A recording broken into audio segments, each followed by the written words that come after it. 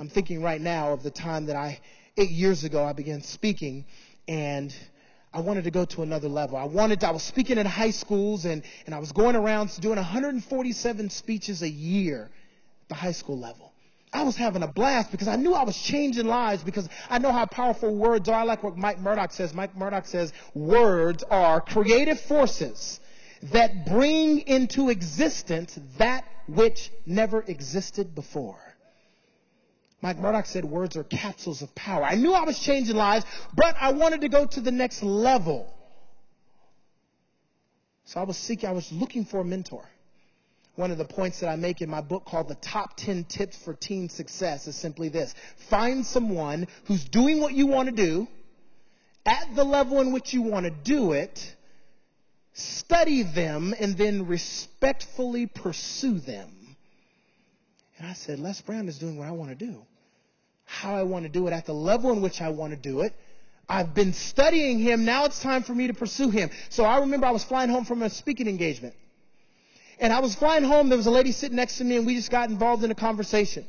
Where are you from? I'm from Oakland, California. I said, well, I'm from Sacramento, California. That's maybe about 40 minutes from, my house to your house. She, oh, yeah, we started talking. What do you do for a living? I'm a speaker. I said, what do you do for a living? She says, I'm working insurance. I said, really? She said, yeah, we exchange business cards. I got an email 2 weeks later. The email said, Les Brown is going to be speaking at a church in Oakland, California.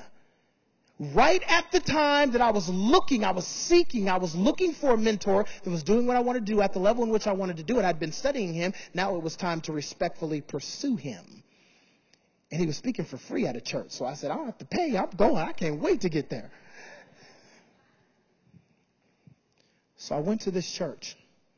But I didn't want to go there and just, be like everyone else. And how you doing, Les? And I want to be a speaker. No, I wanted to get his attention. I wanted him to see my eyes. And I remember I showed up at the church early. And I remember he was speaking twice this particular day. And after the first speech, I remember after the first speech, everyone started to leave the building. I remember I was thinking, everyone's leaving the building. The second service is going to start. So I'm going to walk up these stairs and maybe I can no, I'm not going to go through the front of the church. Let me sneak around the back of the church. And I remember I went around the back of the church and I started testing doors. I wasn't supposed to be back there, but I was trying to find a mentor. Do you follow me?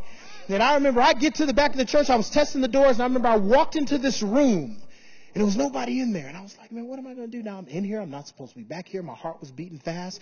And I remember I turned to my left. How many know that sometimes you can just be in the right place? Les Brown walked into the room.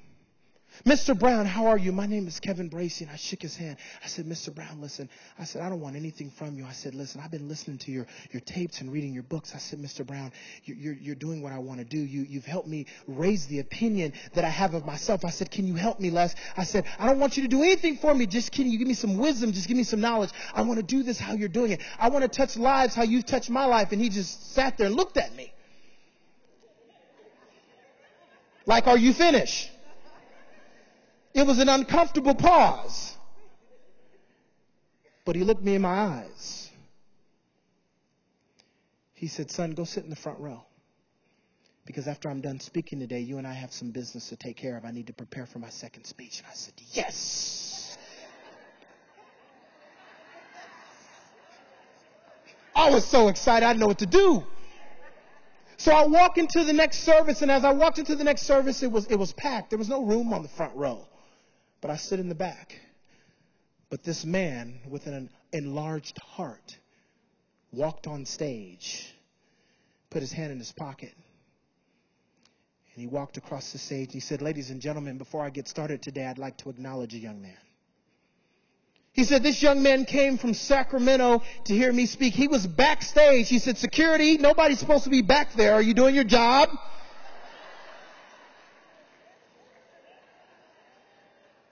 He said this young man had an energy and had a boldness, had an excitement about himself. He said, that's the kind of boldness you got to have when you're chasing a dream. He said, ladies and gentlemen, That's Kevin Bracy back there. Kevin, wave so everybody can see your face. And I stepped out like it was my show.